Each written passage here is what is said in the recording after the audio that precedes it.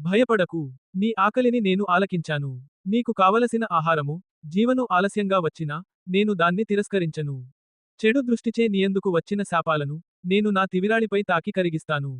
నీవు ఒంటరిగా ఉన్నప్పుడు, ఆ స్థలంలో నీకోసం నేను కన్నీరు కారుస్తాను. నీ శత్రువులు బలంగా తయారయ్యారు కావచ్చు. కాని వారి లోపల నేను నాటే భయం, వారి కళ్ళు మూసేస్తుంది. నీవు కోల్పోయింది నీకు అవసరం లేదని నేను నిర్ణయించానని అర్థం. నా అనుగ్రహం లేకుండా నీ జీవితంలో ఏదీ జరగదు. నీ మాటలు ఎవరినీ బాధించకపోతే, నా మాటలు నీకోసం గీతగా మారతాయి. నీవు పిలిచిన ప్రతిసారీ నా శ్వాస నీ శ్వాసతో మిళితమవుతుంది. పాయింట్. నేను చాలా దూరంలో లేను. చెడు గెలిచే క్షణంలో నా కన్నులు ఎర్రబడతాయి. పాయింట్. నా శిక్ష ధర్మం నీడలో వస్తుంది. నీవు చెప్పిన దెబ్బ నా మనసులో తగిలిపోయింది. పాయింట్. దానికి న్యాయం కలిగే రోజు దగ్గరలో ఉంది. నీవు ద్రోహులను క్షమించలేకపోతే ఏమీ కాదు. పాయింట్. కానీ వారిపై న్యాయాన్ని నేను నెరవేరుస్తాను. నీవు ఎవరిపైనా ఆరోపణ చేయకపోయినా, నేను ఎవరిపైనా నీ పేరును దాచలేదు. నీపై భారంగా అనిపిస్తుందా? ఆ బరువు నా మెడపై పెట్టు. పాయింట్. అదే నా ధర్మం. నీవు బతకాలి అని నేను ఎండిపోయిన అగ్నిగా కూలిపోవాల్సి వచ్చింది. పాయింట్. నీవే నా శ్వాస, నీవే నా ప్రాణం. కుట్రలు చేసే కాలం ముగిసిపోతుంది. పాయింట్. నిన్ను ఆపడానికి ఎవరూ పుట్టలేదు. భూమిపై నీవు తపిస్తున్నప్పుడు, ఆకాశం నుండి నేను చూశాను. పాయింట్. నా సమాధానం ఆలస్యం కావచ్చు, కాని అది నిశ్చయంగా ఉంటుంది. నీ ఇంటిలో నేను నీడగా నిలబడతాను. గోడపై నా పూలహారమొకటి లేకపోయినా, నీ శ్వాసలోనే నేను ఉన్నాను. ప్రయత్నం లేకుండా నన్ను పొందలేవు. కాని ప్రయత్నించి నీవు పడిపోతే, నిన్ను నేను లేపుతాను. దారి తెలియని చోట, నీకు వెలుగుగా నా కన్ను కనిపిస్తుంది. చీకటిని గెలిచే వెలుగు నేనే. ప్రేమతో వచ్చినవారు నా దేవాలయానికి తరచుగా రావాల్సిన అవసరం లేదు. నా అనుగ్రహం వారి శ్వాసలోనే ఉంటుంది. నీవు తప్పు చేశావా? క్షమాపణ కోరినవా? అయితే అది జరిగినదే కాదు అని నేను మరిచిపోతాను. నీ కోసం నేను శ్మశానాలను దాటాను.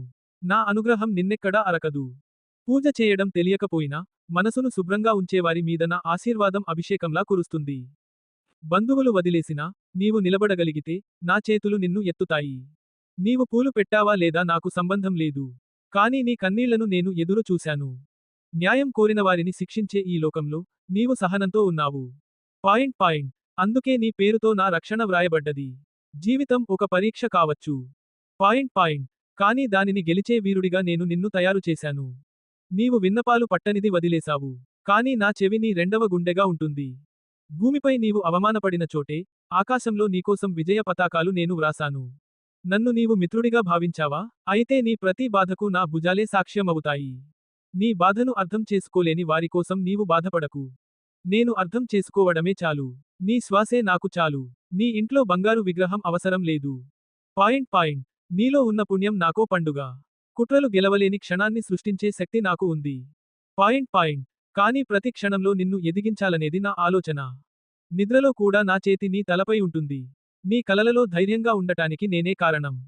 అవమానాల వల్ల కలిగిన నీ మనసు నుంచి వెలుగు వెలిగే రోజు వస్తుంది. పాయింట్. ఆ రోజున నా నామం నీ నీడగా ఉంటుంది.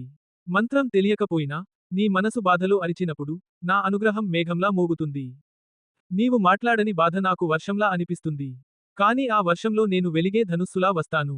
ఓటమి నిన్ను కుంగతీస్తుందా? నీవే ఓటమి కాదని చెప్పేందుకే నేను నిన్ను ఎంచుకున్నాను. ఎంత అడ్డంకులు వచ్చినా, నీ కోసం నేను సృష్టించే ఒక ద్వారం ఉంటుంది. అది ఎవ్వరూ మూయలేరు. ఎలాంటి పాపం మనస్సుని మార్చిన వారి నీడని కూడా అనుసరించలేను. నీవు క్షమాపణ కోరితే, నా చేతులు నిన్ను తడుముతాయి. నీవు 4 రోజులు గాయంగా ఉన్నావు. కానీ నా ఆశీర్వాదం 4వ తరానికి కూడా వెళుతుంది.